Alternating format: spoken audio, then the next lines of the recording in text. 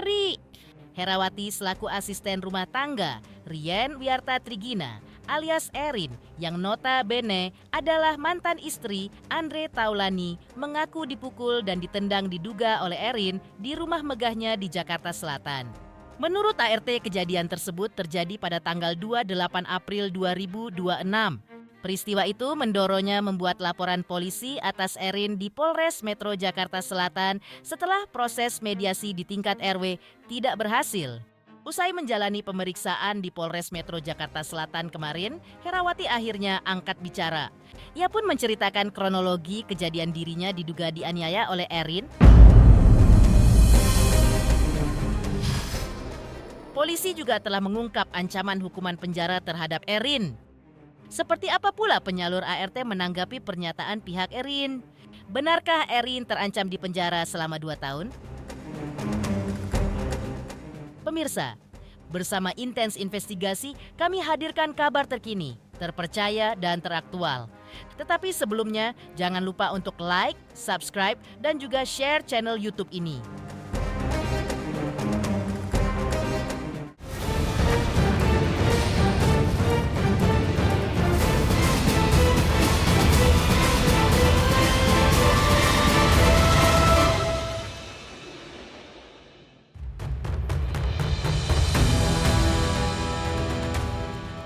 Prahara mantan istri Andre Taulani yaitu Erin dengan ART-nya terus bergulir.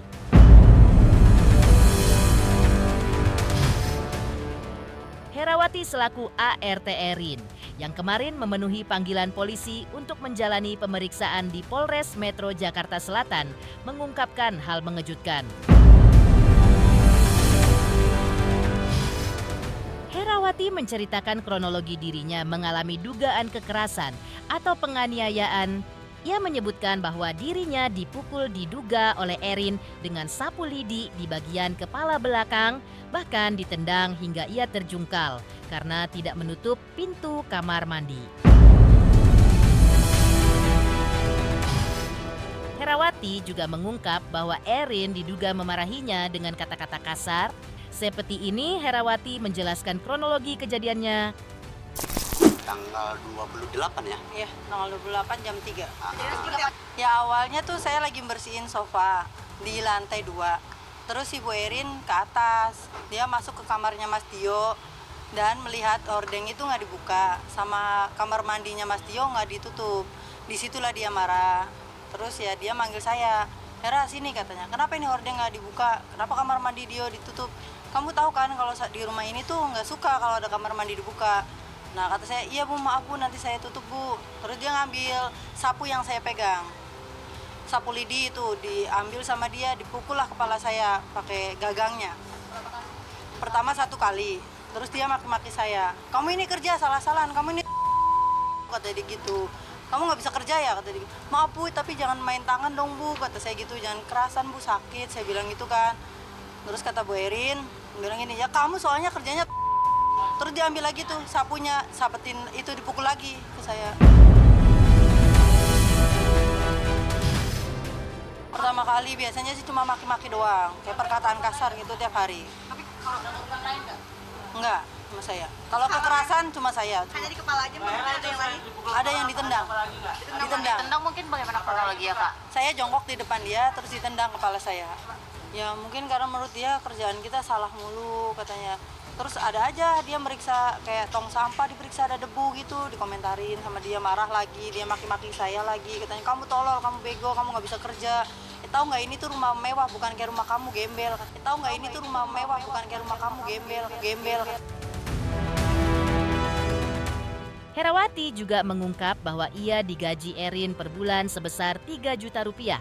Namun gaji bulan pertama belum diayarkan karena ia bekerja baru sebulan kurang 2 hari. Di mana dengan sistem kerja ia menginap di rumah Erin.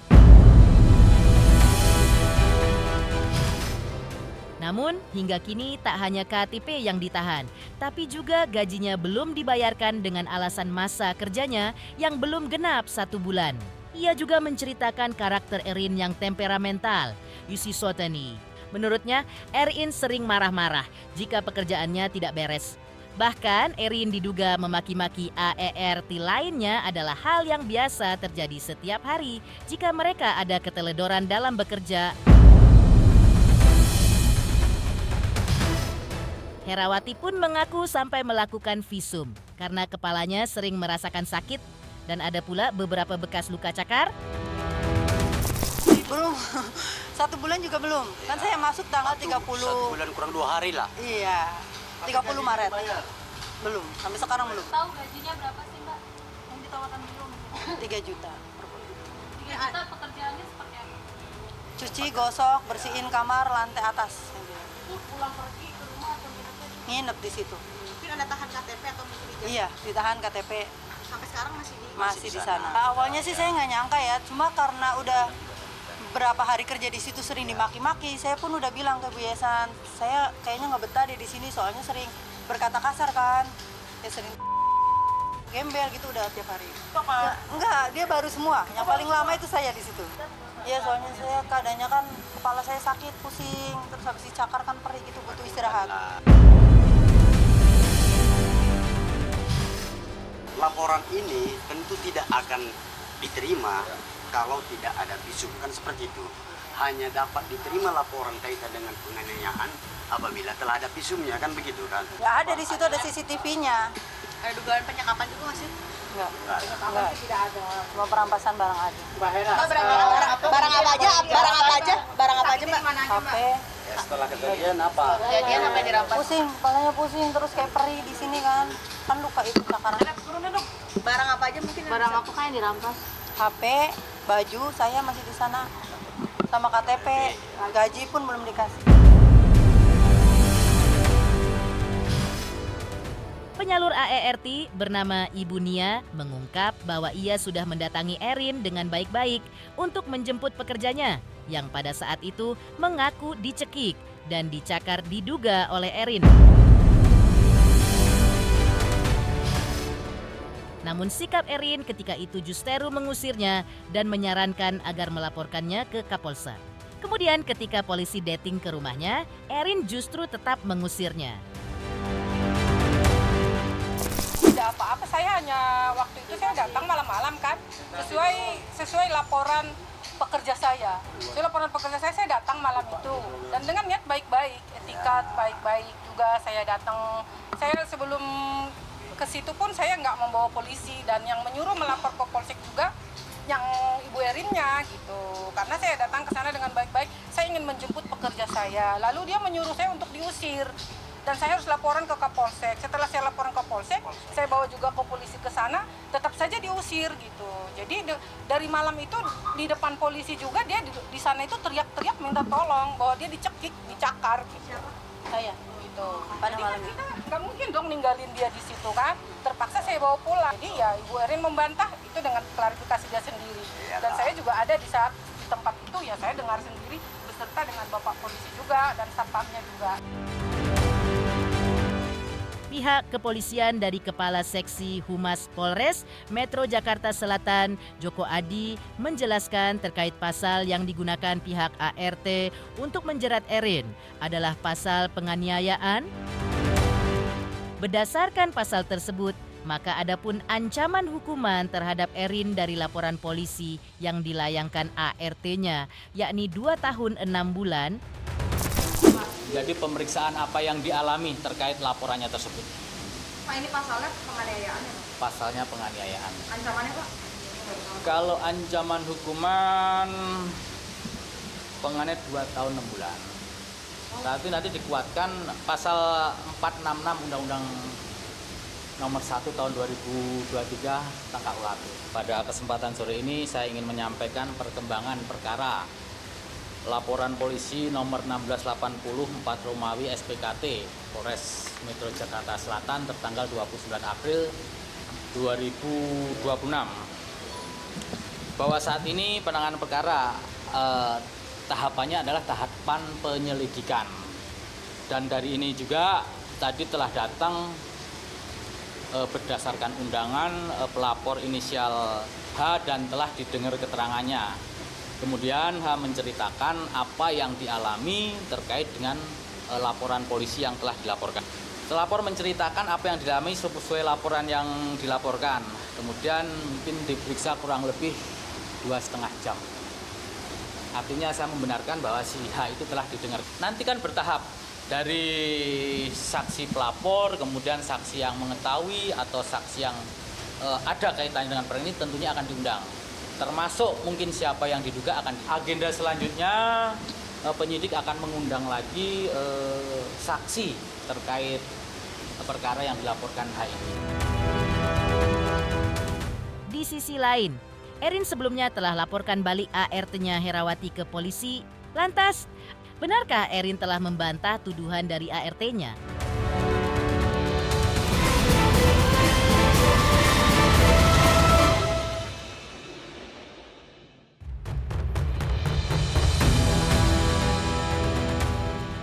Erin dan ART berinisial H sama-sama telah menempuh langkah hukum saling lapor polisi di Polres Metro Jakarta Selatan. Erin sebelumnya telah mendatangi Polres Metro Jakarta Selatan pada hari Rabu malam, tanggal 29 April 2026. Tidak lama setelah pihak ART-nya membuat laporan polisi atas dirinya dengan tuduhan diduga melakukan kekerasan dan penganiayaan. Pada kesempatan tersebut, Erin mengungkap bahwa dirinya membuat laporan polisi terkait kasus pencemaran nama baik serta fitnah yang ia tuding diduga dilakukan oleh AERTI-nya. Ia juga menyampaikan bahwa sebelumnya Erin tidak ada masalah dengan AERTI-nya. Erin juga mengaku bahwa dirinya telah mengetahui jika ia akan dilaporkan ke polisi oleh AERTI-nya. Tetapi Erin membantah apa yang dituduhkan kepada dirinya dan mengaku sudah mengantongi semua bukti termasuk bukti CCTV. Malam Mbak Erin. Malam Mbak Erin. Gimana Mbak Erin kedatangan ke Polres? Agendanya apa Kak? Agendanya kita mau bikin laporan pencemaran nama baik. Kita bikin laporan dulu ya. Terkait yang sore itu dilaporkan gitu. Iya. Mungkin apa yang dibawa buktinya? Semua bukti saya udah punya CCTV, bukti chef penyalur dan segala macamnya. Tapi berarti membantah ya tuduhan Ya, ini? sangat membantah. Jadi saya ini udah menyemarkan nama baik saya ya. Jadi udah gak ada ampun. Atau mungkin sebelumnya ada permasalahan dengan yang bersangkutan? Nggak ada baik-baik aja. Oke, terima kasih ya. Saya bikin laporan dulu ya. Terima kasih.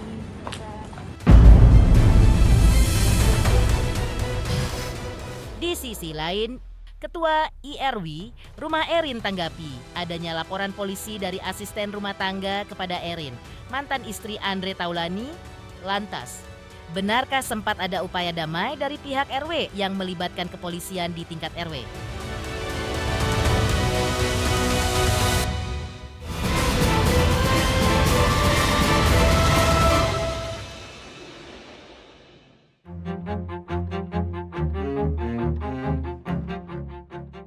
Kasus mantan istri Andre Taulani, yaitu Rien Wartia Trigina alias Erin versus asisten rumah tangganya berinisial. Rupanya sempat dilakukan mediasi secara kekeluargaan di tingkat RT dan RW.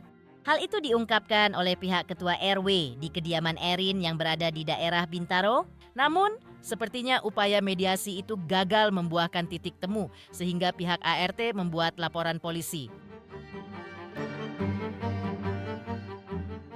Di sisi lain, Ketua RW juga mengaku tidak terlalu mengenal sosok Erin karena diduga selama ini kurang bersosialisasi dengan warga. Selain itu, Erin juga diduga menutup akses untuk berbaur dengan tetangga.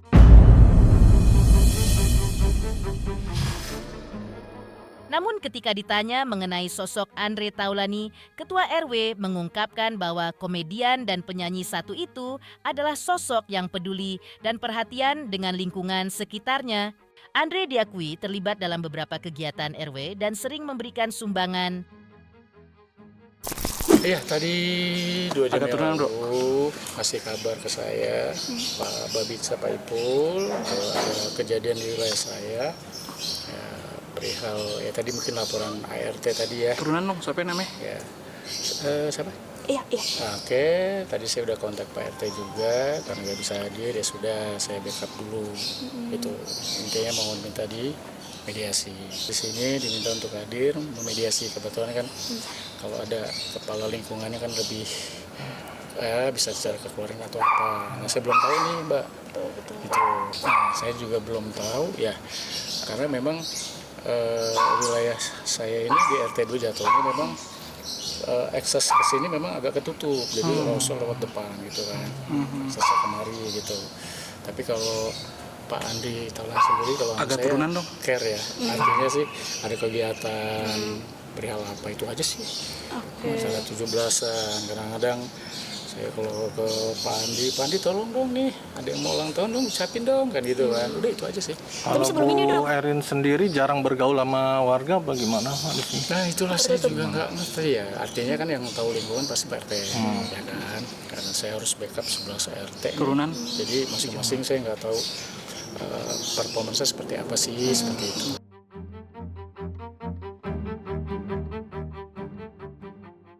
Pemirsa Intens Investigasi, jangan lupa saksikan terus Intens Investigasi. Dan pastikan jangan lupa untuk like, subscribe, share, dan juga komen.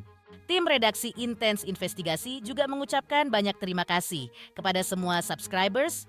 Hingga channel Intens Investigasi kini menuju 4 juta subscribers.